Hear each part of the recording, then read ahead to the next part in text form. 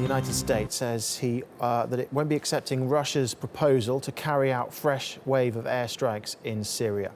Moscow wants to punish groups like Daesh and the al-Nusra Front, who it says are violating the ceasefire.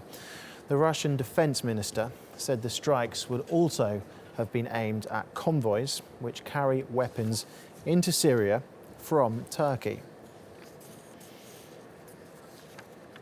Well, let's speak now to Ahmed al Burai. He's a lecturer at Istanbul Aydin University and joins us now. Thank you very much for your time. Good evening. Why would the United States be unwilling to cooperate with Russia in tackling Daesh, do you think? The point at the very beginning, the Russian government was not that frank with the United States in terms of the cooperation on the ground.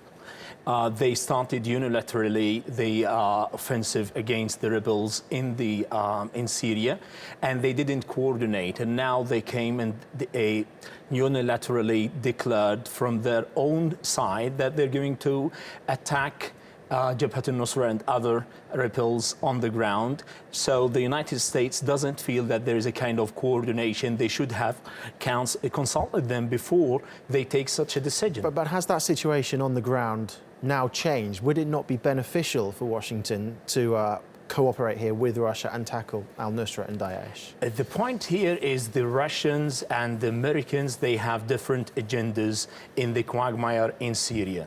The Russians, they believe that still Assad is the legitimate representative of the Syrian people and he's the president there, while the Americans, they believe that he should go in order to find a reconciliation and a political compromise to the conflict.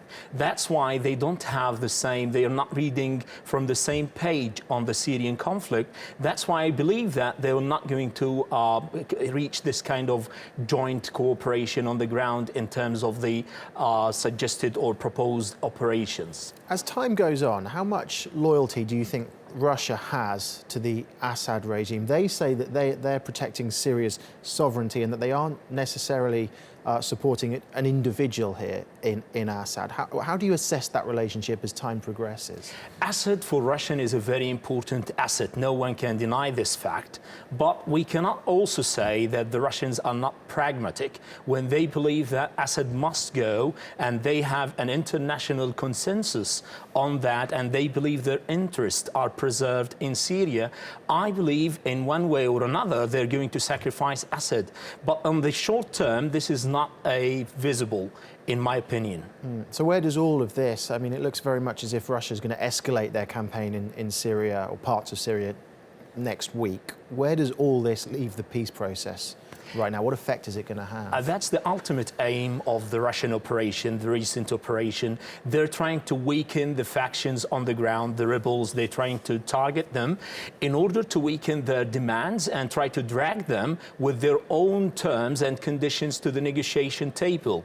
And that's why I believe the coming few days is going to witness an enormous escalation on the ground that may lead to a kind of concession from Assad from one side and the factions on the ground from the other side. But is this going to succeed or not? This depends on the reaction of the other regional powers, including the United States-led coalition. Okay, Ahmed, thank you very much for your time. Thank you for coming in this evening.